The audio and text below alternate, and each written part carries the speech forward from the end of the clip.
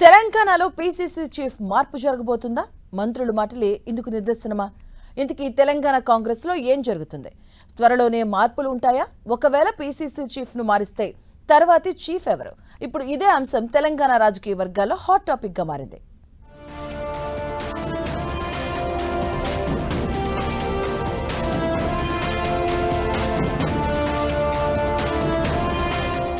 ఓవైపు అసెంబ్లీ లోపల గవర్నర్ ప్రసంగానికి ధన్యవాద తీర్మానంపై హాట్ చర్చ జరుగుతుంటే, మరోవైపు అదే అసెంబ్లీ లాబీలో పీసీసీ చీఫ్ మార్పుపై ఆసక్తికర చర్చ చోటు చేసుకుంది. ప్రస్తుతం ఉన్న టీపీసీసీ చీఫ్ మహేష్ కుమార్ ను మార్చితే పార్టీ కొత్త బాస్ ఎవరన్న దానిపై మంత్రుల నోట జరిగిన చర్చ హాట్ టాపిక్ గా మారింది. అంతేకాదు, పార్టీకి కొత్త సారథి మాజీ ఎమ్మెల్యే జగ్గారెడ్డి అయితే సూపర్ అంటూ ఆకాశానికెత్తేశారు మంత్రి కోమటిరెడ్డి వెంకట్రెడ్డి. జగ్గన్న పక్కా మాస్ లీడర్ అంటూ ఆయన దూకుడు పార్టీకి 100% ప్లస్ అవుతుందంటూ విశ్లేషించారు కోమటిరెడ్డి. అంతేకాదు, వచ్చే ఎన్నికల్లో సెంచరీ కొట్టడం ఖాయమంటూ జోస్యం కూడా చెప్పారు ఆ సీనియర్ మంత్రి. దీంతో జగ్గన్న కాంగ్రెస్ కు పెద్దన్న అయితే నాది ఫుల్ సపోర్ట్ అంటున్నారు కోమటిరెడ్డి.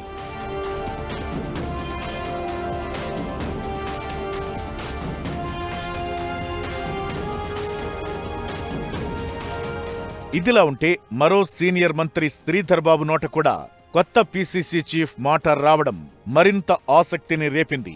పీసీసీ మార్పుపై పార్టీ అధిష్టానం తీసుకునే నిర్ణయం అందరూ గౌరవించాలన్నారు. అధిష్టానం ఎవరికి బాధ్యతలిచ్చినా అందరూ కలిసి పనిచేయాల్సిందేనని చెప్పారు. జగ్గారెడ్డికి మంత్రి కోమటిరెడ్డి ఓపెన్ సపోర్ట్ చేస్తే ఢిల్లీ మాట శిరోధార్యమంటూ జగ్గారెడ్డికి సైలెంట్ అప్రోచ్ ఇచ్చారు మంత్రి శ్రీధర్ బాబు.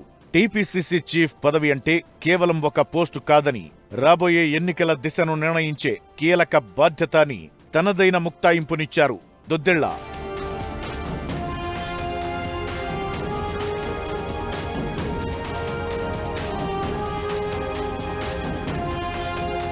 ఇప్పుడు పీసీసీ మార్పు ఉంటుందో ఉండదో, అది ఎప్పుడుంటుందో కూడా క్లారిటీ లేని ఈ సమయంలో, అందులోనూ సీనియర్ అమాత్యులు ఎందుకు మార్పు మాటలు లేవనెత్తారన్నది ఇప్పుడు సస్పెన్స్ గా మారింది.